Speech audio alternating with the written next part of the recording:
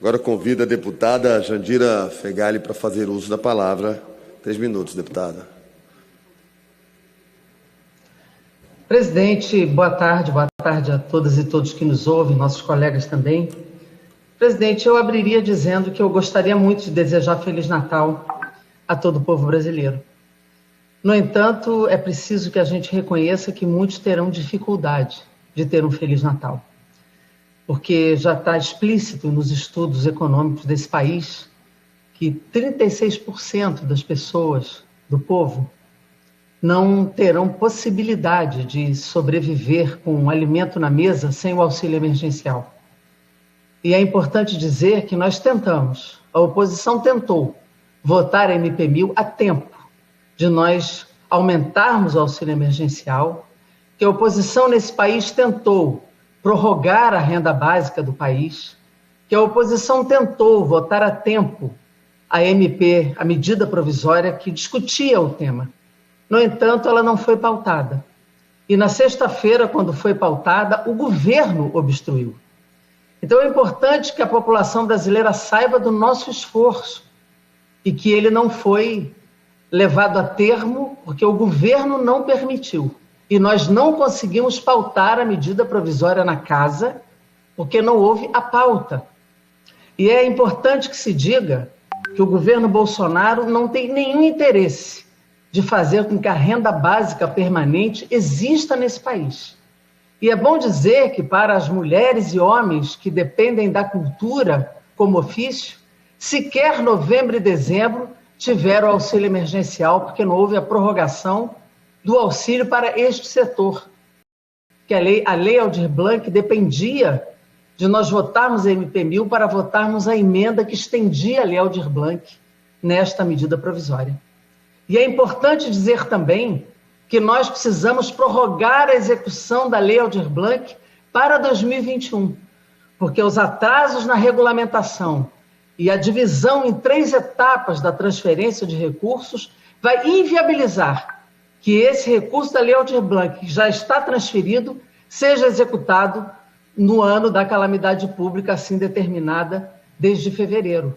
Então, nós já falamos com todos os líderes da casa para que o governo edite a medida provisória que alarga o prazo de execução da lei Aldir Blanc, não só a execução na liquidação, mas desde o empenho para o ano de 2021, para que nenhum centavo da lei Aldir Blanc seja devolvido aos cofres da União.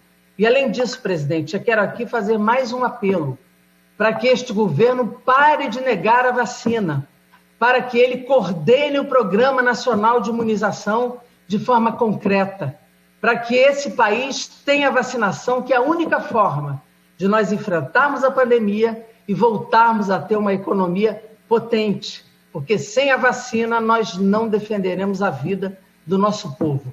Que se defenda o SUS, que se defenda a vacina e que haja uma grande campanha unitária pela vacina no Brasil. Muito obrigada, presidente, que de fato consigamos ter um bom Natal e consigamos ter um ano bom de 2021, com economia, com vacina, com defesa do SUS e defesa da vida. Obrigada, presidente. Obrigado, senhor presidente. Eu agradeço e me sinto honrado de tê-lo presidindo esse momento. É um momento para mim muito importante, desde que me tornei deputado, de ter coragem de vir a essa tribuna falar em nome de todos aqueles que são subjugados, chamados de baixo clero. Nós estamos agora caminhando para uma nova eleição do presidente da Câmara dos Deputados. Neste momento, o que eu mais escuto entre os meus colegas, os representantes do povo, se a voz do povo é a voz de Deus, a voz dos seus representantes aqui deveria ser escutada para qualquer passo que qualquer um que queira liderar esse parlamento desse. Mas não, nem dentro dos partidos, muitos desses não promoveram reuniões para saber a opinião de quem nos sentimos mais confortáveis para votarmos, de sermos os nossos representantes. Uma casa que, na eleição passada, em 2018, a legislatura perdeu 47%, não conseguiram, praticamente a metade dos parlamentares, uma reeleição, porque os seus eleitores não se sentiram representados. mas eu tenho certeza que muitos desses trabalharam em prol do povo brasileiro, mas não foram escutados. Então nós temos aqui hoje uma realidade que nós precisamos ter voz, sermos escutados.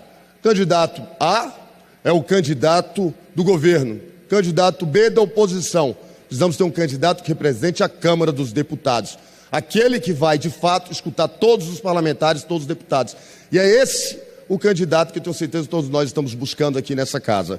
Então aqui eu coloco isso, que o candidato que vai representar-nos seja de fato aquele que busque o consenso entre os parlamentares, do baixo clero, do alto, dos líderes, dos presidentes de partidos, aquele que vai nos escutar e dar condição para que possamos ter voz e legislarmos em favor da população brasileira.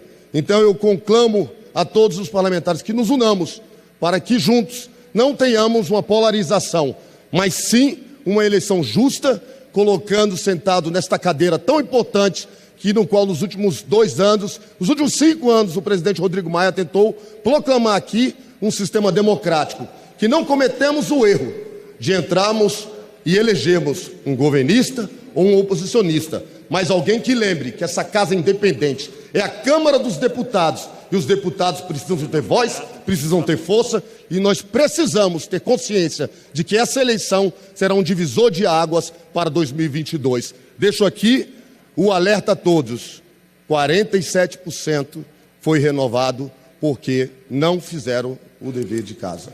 Estamos juntos. Obrigado. Obrigado.